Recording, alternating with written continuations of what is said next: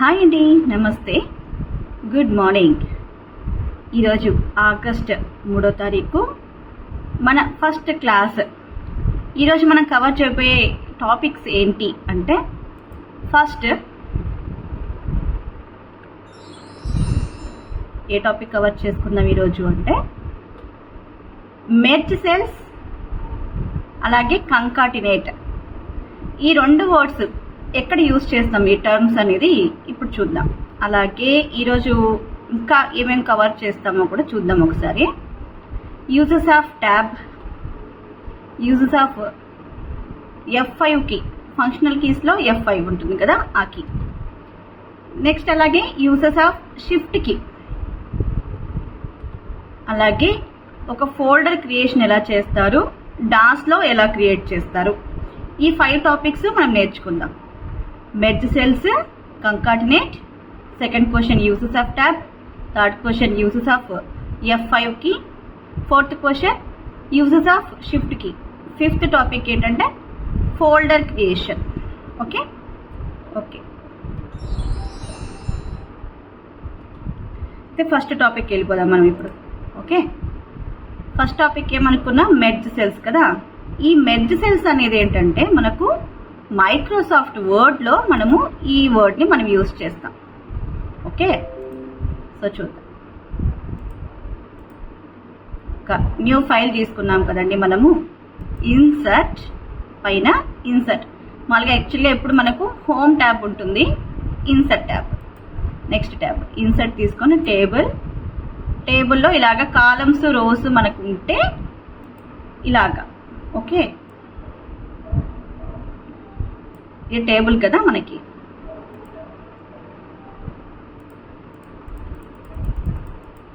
So ఇక్కడ మనం ఏంటంటే ఇలా వచ్చే లైన్స్ ఇవన్నీ కాలమ్స్, ఇలాగ వచ్చే లైన్స్ అన్నీ కూడా ఏంటంటే రోస్.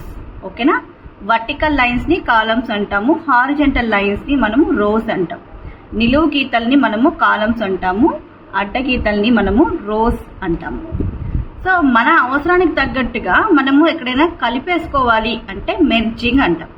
ఇప్పుడు ఇది చూడండి, ఈ 4 ఇలాగా మనం సెలెక్ట్ చేసుకున్నాం, 2 కాలమ్స్ 2 రోస్ ఇలాగా. ఈ 4 సెల్స్ని మనం సెలెక్ట్ చేసుకున్నాం కదా. ఇక్కడ మనకు టేబుల్ క్రియేషన్ తీసుకున్నప్పుడు లేఅవుట్ అనే ఆప్షన్ ఇక్కడ మనకు కనిపిస్తుంది.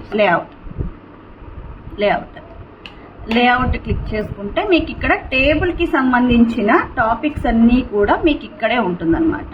Okay, insert above, insert below, left, right, merge cells, split cells, ఇలాగా ఇవన్నీ కూడా టేబుల్ రిలేటెడ్గా యూజ్ అయ్యే ఆప్షన్స్. సో ఇక్కడ లేఅవుట్లో మనకి ఇక్కడ మెర్జ్ సెల్స్, లేఅవుట్ ఈ ట్యాబ్లో మెర్జ్ సెల్స్ అనే టాపిక్. ఓకే, ఈ ఆప్షన్ మనం క్లిక్ చేసేసాము అంటే చూడండి ఇది మొత్తము కూడా కలిసిపోతుంది అనమాట, అది మెర్జ్ సెల్స్. ఓకేనా, నెక్స్ట్ కంకాటినేట్ అనే వర్డ్ కదా మనము. కంకాటినేట్, ఇది కంకాటినేట్ ఎక్కడ యూజ్ చేస్తారు అంటే MS ఎక్సెల్లో యూజ్ చేస్తారు ఇది. సో ఇక్కడ చూడండి నీలిమ అనేది ఇక్కడ ఉంటుంది వర్డ్, ఇక్కడ నీలిమ అనే వర్డ్ ఉంది, ఇక్కడ ఈజ్ ఏ గుడ్ గర్ల్, అక్కడక్కడ వర్డ్స్ అన్నీ ఉన్నాయి. వీటినన్నిటిని కలపటాన్ని ఏమంటారంటే కంకాటినేట్ అంటారు. సో వర్డ్లో ఏంటంటే ఆ కాలమ్స్ రోస్ని కలపటాన్ని మెర్జింగ్ అన్నారు. ఇక్కడ ఏంటంటే మైక్రోసాఫ్ట్ ఎక్సెల్లో అక్కడక్కడ ఉన్న వర్డ్స్ అన్నిటిని కలపటాన్ని కంకాటినేట్ అంటారు. చూద్దాం, ప్రతి ఫంక్షన్కి మనము = ఇస్తామండి. ఇక్కడ కంకాటినేట్ ఇచ్చాక బ్రాకెట్ ఓపెన్ చేసి మీరు ఫస్ట్ ఏ వర్డ్ని అయితే కలపాలనుకుంటున్నారో ఆ వర్డ్ మీద క్లిక్ చేసుకోండి, కామా నెక్స్ట్ ఏది ఇవ్వాలనుకుంటున్నారో అది is, comma a, comma good, comma girl. అంతే, ఇక్కడ వరకే కదా. సో అయిపోయాక బ్రాకెట్, రౌండ్ బ్రాకెట్ క్లోజ్ చేసేసేయండి, ఎంటర్ ప్రెస్ చేయండి. చూడండి అక్కడక్కడ ఉన్న వర్డ్స్ అంతా ఒకటే వర్డ్గా మీకు ఫామ్ అవుతుంది అనమాట. ఇది కంకాటినేట్. ఓకేనా, ఫస్ట్ టాపిక్ మనము కవర్ చేసేసాం. ఇది merge cells, concatenate. Second topic ఏంటంటే యూజెస్ ఆఫ్ ట్యాబ్. ఈ ట్యాబ్ ఒక్కొక్క చోట ఒక్కొక్కలాగా యూజ్ అవుతుంది. అది మనము ఇప్పుడు ట్యాబ్ ఇక్కడ నోట్ ప్యాడ్లో ఉన్నామండి. నోట్ ప్యాడ్లో ఇక్కడ స్టార్టింగ్ టీ దగ్గర కర్సర్ ఉంది, రైట్. ఇప్పుడు మనం ట్యాబ్ ప్రెస్ చేయండి, చూడండి 8 స్పేసెస్ ఒకేసారి జరుగుతుంది అనమాట. 8 క్యారెక్టర్ స్పేస్ మూవ్ అవుతుంది కర్సర్ ప్రెస్ చేస్తామంటే. ఇప్పుడు ఇక్కడ ఎంటర్ ఇచ్చాము, న్యూ పారాగ్రాఫ్ స్టార్ట్ అవుతుంది. ఒక ట్యాబ్ ఇచ్చామంటే పారాగ్రాఫ్ స్టార్ట్ చేస్తాం కదా మనము. అలాగా స్టార్ట్ చేయాలి అనుకున్నప్పుడు ఒక పారాగ్రాఫ్ని ఒక స్పేసెస్ మూవ్ అవ్వాలి అనుకుంటే ట్యాబ్ ఇచ్చామంటే ఒక 8 క్యారెక్టర్స్ స్పేస్ని ఇస్తుంది. నెక్స్ట్ అదే మైక్రోసాఫ్ట్ వర్డ్లో కూడా ఇక్కడ టేబుల్ క్రియేషన్లో కర్సర్ ఇక్కడ ఉంటే చూడండి, టేబుల్ క్రియేషన్లో ఇక్కడ ఉంది కర్సర్, అవునా. ఆ లైన్ బ్లింక్ అవుతూ ఉంటుంది కదా, దాని పేరే కర్సర్ అండి. ఓకే, ట్యాబ్ ప్రెస్ చేస్తే ఏమవుతుందో చూసారా, నెక్స్ట్ కాలంలోకి మనకు కర్సర్ మూవ్ అవుతుంది. అదే కర్సర్ గనక మనము ఇక్కడ లాస్ట్ దాంట్లో పెట్టాం కదా, ఇప్పుడు ట్యాబ్ ప్రెస్ చేయండి, ఏమవుతుందో చూడండి. ట్యాబ్ ప్రెస్ చేస్తే ఏమవుతుందంటే ఒక న్యూ రో ఒకటి యాడ్ అవుతుంది అనమాట. ఓకేనా, ట్యాబ్ కీ అనేది ఒక్కొక్క చోట ఒక్కొక్కలాగా యూజ్ అవుతూ వస్తుంది. ఓకే,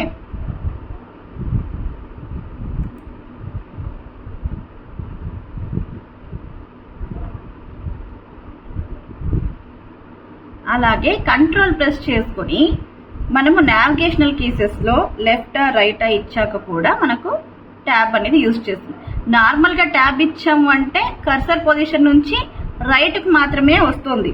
అదే మనకు రైట్కి ఇట్లాగా లెఫ్ట్ సైడ్ కావాలి, రైట్ సైడ్ వెళ్ళాలంటే జస్ట్ ట్యాబ్ ప్రెస్ చేస్తే కర్సర్ రైట్ సైడ్కి వెళ్ళిపోతూ వస్తుంది. ఓకే, అదే కర్సర్ లెఫ్ట్కి రావాలి అంటే కంట్రోల్ కీ ప్రెస్ చేసి నావిగేషనల్ కీసెస్లో లెఫ్ట్ సైడ్ యారో మార్క్ని ప్రెస్ చేస్తూ వచ్చామంటే అది మనకు రివర్స్లో కూడా అంటే లెఫ్ట్ సైడ్కి కూడా కర్సర్ రావటం జరుగుతుందండి.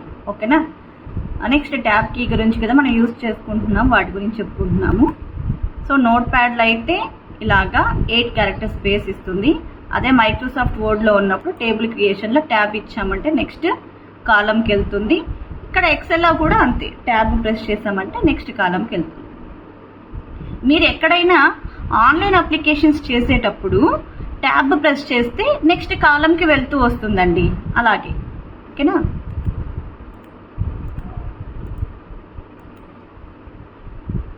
సో ఇక్కడ మనము డెస్క్టాప్లో ఉన్నాం. ఇక్కడ క్లిక్ చేసినప్పుడు ట్యాబ్ ప్రెస్ చేస్తే కూడా నెక్స్ట్ ఆప్షన్ ఏదైతే ఉంటుందో ఆప్షన్కి క్లిక్ చేసుకుంటూ వెళ్ళిపోతూ ఉంటుంది అనమాట. ఓకేనా, ఇక్కడ ఇలా కూడా యూజ్ చేయొచ్చు. ఓకే, నెక్స్ట్ మనం అనుకున్న టాపిక్ ఏంటి, యూజెస్ ఆఫ్ F5 కీ కదా. మామూలుగా మనం F5 ఎప్పుడు యూజ్ చేస్తాము, ఇక్కడ మామూలుగా మన డెస్క్టాప్లో ఉన్నప్పుడు F5 ఇలా క్లిక్ చేస్తే రీఫ్రెష్ అవుతుందండి. రైట్ క్లిక్ ఇచ్చి ఇక్కడ మనం రీఫ్రెష్కి వెళ్తాం చూసారా, ఇలాగే రీఫ్రెష్ కావాలి అంటే మనం ఫంక్షనల్ కీస్లో F5, ఫంక్షనల్ కీస్ మనకి ఫస్ట్ రోలోనే ఉంటుంది కీబోర్డ్లో. F1 నుంచి F12 వరకు ఉంటాయండి ఫంక్షనల్ కీస్. దీంట్లో F5 అనేది రీఫ్రెష్కి యూజ్ అవుతుంది డెస్క్టాప్ మీద ఉన్నప్పుడు. అదే గనక మనము నోట్ ప్యాడ్లో ఉన్నప్పుడు F5 ప్రెస్ చేస్తే ఏమవుతుంది అంటే ప్రెజెంట్ టైమ్ అండ్ డేట్ రెండు కూడా డిస్ప్లే అవుతుందండి నోట్ ప్యాడ్లో ఉన్నప్పుడు F5 మనం క్లిక్ చేస్తే. అదే గనక మనము పవర్ పాయింట్లో ఉన్నప్పుడు F5ని మనం క్లిక్ చేస్తే ఫుల్ స్క్రీన్ అనేది మనకు వస్తుందన్నమాట.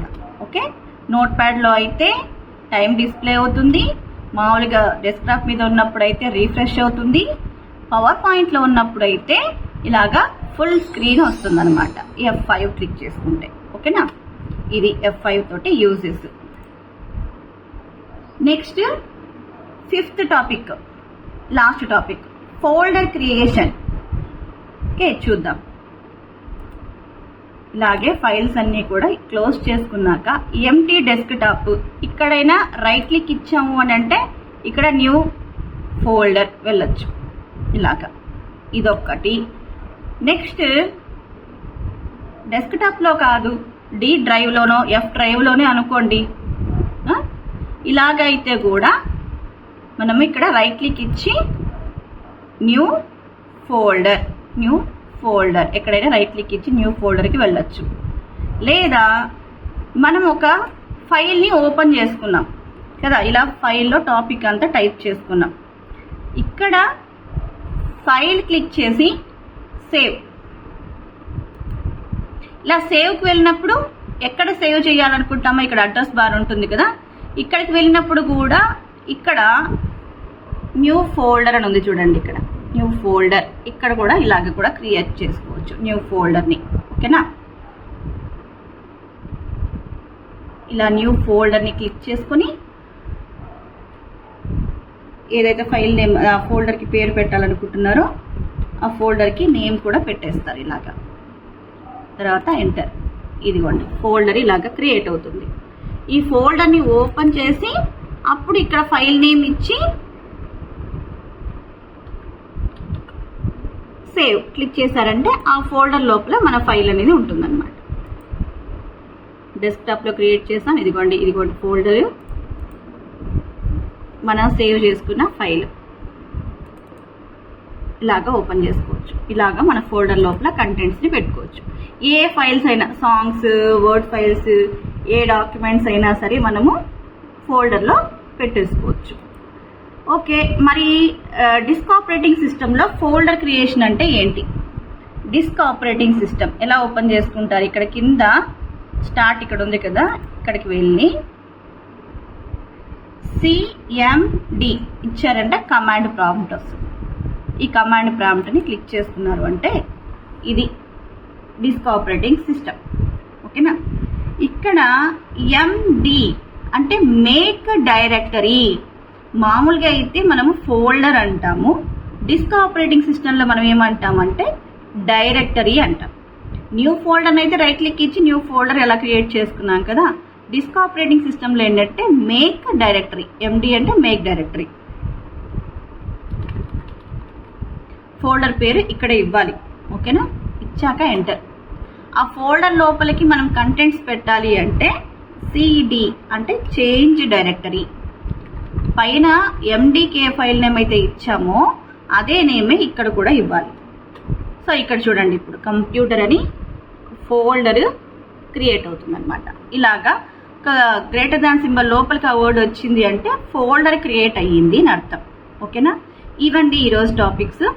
నెక్స్ట్ డే మనం ఇంకొక రోజు ఇంకా ఇంట్రెస్టింగ్ టాపిక్స్ తోటి మనము కలుద్దాం. ఓకేనా, బాయ్.